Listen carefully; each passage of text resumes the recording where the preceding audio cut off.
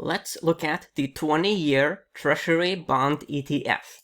First off, read this disclaimer carefully and do your good deed of the day by liking and subscribing. So we go here to Fixed Income 360. So here is the ETF. It's a government bond ETF, and you do have a 13% move here from the low. So you can see that when compared to other, government and also, frankly, corporate bonds, we do see that it is significantly outperforming. It also is the one that is furthest away from the 52-week highs. So it goes to show you that when you have had a big sell-off, that can create a very big bullish opportunity that you are less likely to have for a security that is trading towards its highs. So this is an example of how percentages work. Okay, so here is the chart. Weekly data points, hence this is the very big picture. I did find some time cycles. You could argue that there are these major time cycles, which especially... So the major time cycle is certainly formed within this period here.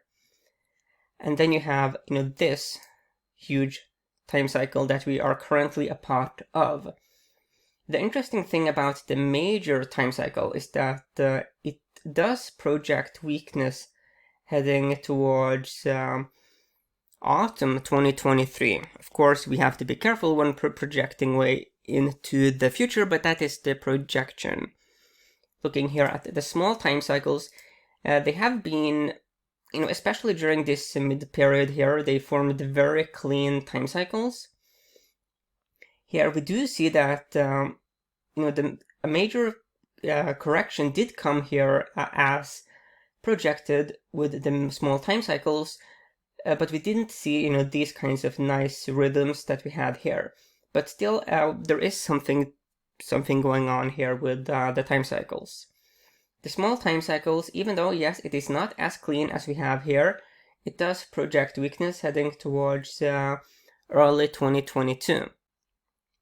But that is just the time cycles. We also need to look for corroborating data.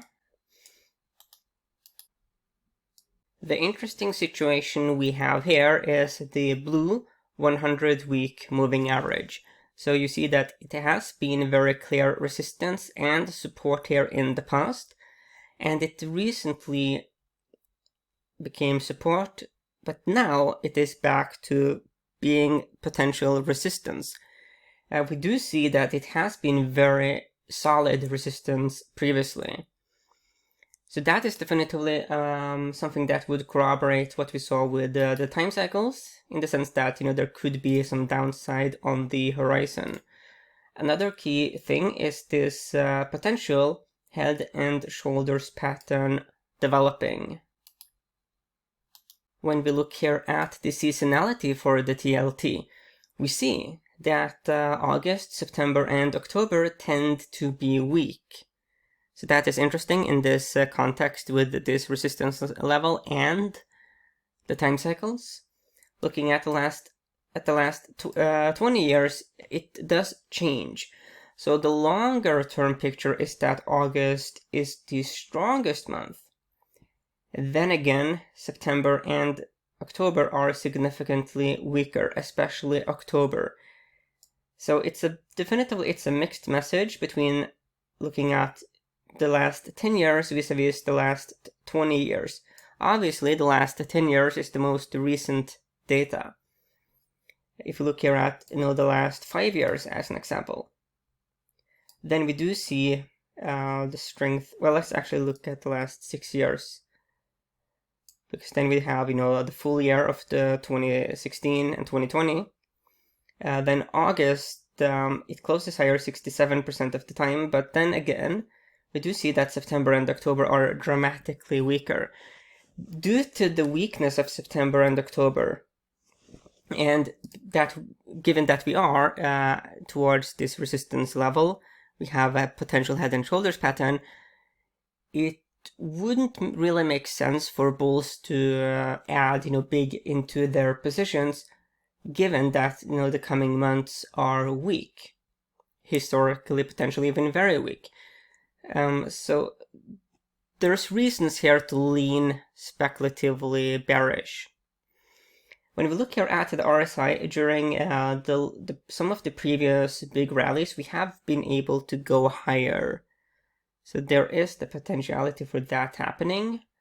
So if the bulls, as an example, were able to get above the blue 100-week moving average and turn that into support, that would obviously be that would weaken the bearish thesis. But as it stands at the moment, and that is obviously what we have to evaluate, the current picture favors a bearish thesis.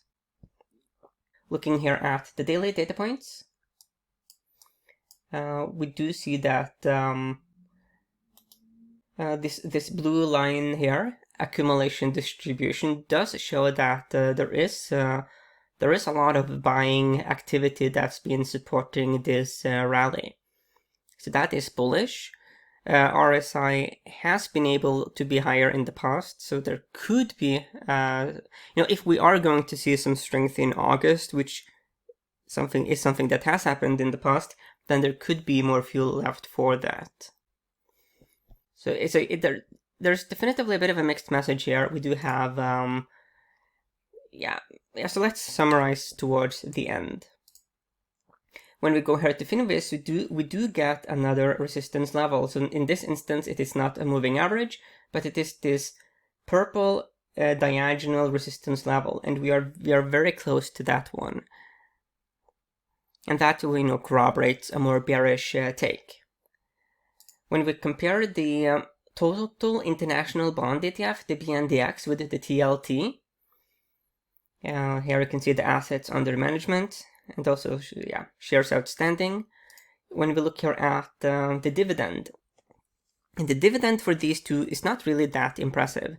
So you have around 1% here for the total international bond ETF, which is, when you take into account inflation, it's it's not impressive. And you have 1.44% here for the TLT. So the dividend for these is not in and of itself a reason to hold. You do want to have, the good, you want to have the dividend, but also you do want to see an appreciation here in the actual bond. So here you can see the makeup. Let's go a bit further down.